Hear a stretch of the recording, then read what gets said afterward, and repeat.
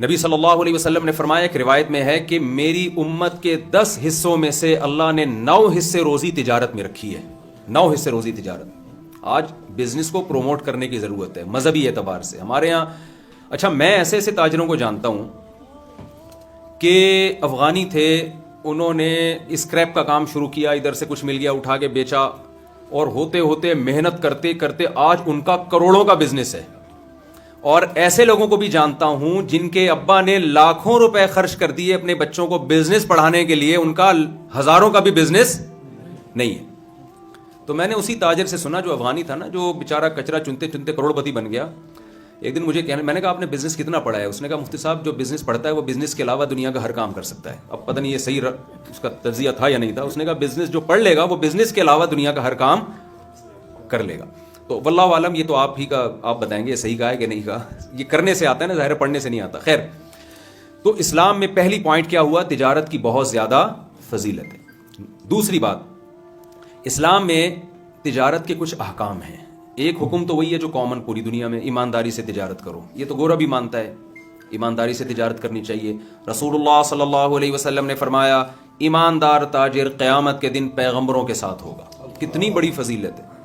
تو ہماری شریعت تجارت کو پروموٹ کرنا چاہتی ہے نا، ورنہ نبی کہتے کہ جو بزنس مین ہے وہ تو ہو ہی نہیں سکتا پیغمبروں کے ساتھ. وجہ کیا ہوتی؟ اس کا نقصان ہوتا، مسلم قوم دنیا میں پیچھے چلی جاتی. تو ایمانداری تو یہ تو کامن چیز ہے. ملیشیا اور اس جیسے کئی کنٹریز ایسے ہیں جن میں اسلام آیا ہی اس لیے کہ جب صحابہ اور عرب تجارت کرتے تھے سمندری، تو ان لوگوں نے ان کی ایمانداری کو دیکھ کر اسلام قبول کرنا شروع کیا.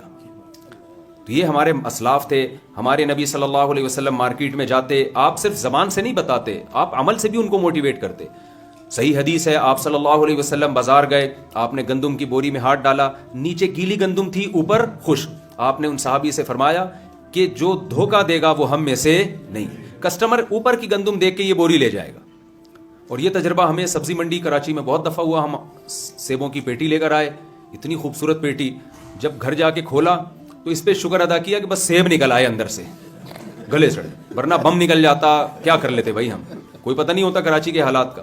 تو وہاں تو ہم اس پہ خوش ہوتے ہیں، بے شک گلے سڑے نکلے لیکن کوئی بم نہیں نکلا، کچھ اور نہیں نکلا اس میں سے. تو یہ ہمارے ہاں دھوکہ ہے. چائنا سے خاتون نے مجھے بتایا، پاکستانی خاتون تھیں، کہ ایک چائنیز مسلمان ہوا تو کہتی ہیں میں نے اس سے شادی کر لی، چلو جی اسلام قبول کیا ہے. بہت اخلاص سے اس نے اسلام قبول کیا تھا. جب اس کا معذرت کے ساتھ پاکستانی تاجروں سے ٹاکرا ہوا ہے، اس نے اسلام کو چھوڑ دیا. اس نے کہا بھائی تمہاری کتابوں میں کچھ اور لکھا ہوا ہے اور پریکٹیکلی کچھ اور. تو یہ ہمارا امیج ہے. ایک صحابہ اور ہمارے اسلاف تھے، ان کو دیکھ کے لوگ اسلام قبول کرتے تھے، اور ایک ہم ہیں کہ ہم کو دیکھ کے لوگ اسلام سے دور بھاگتے ہیں.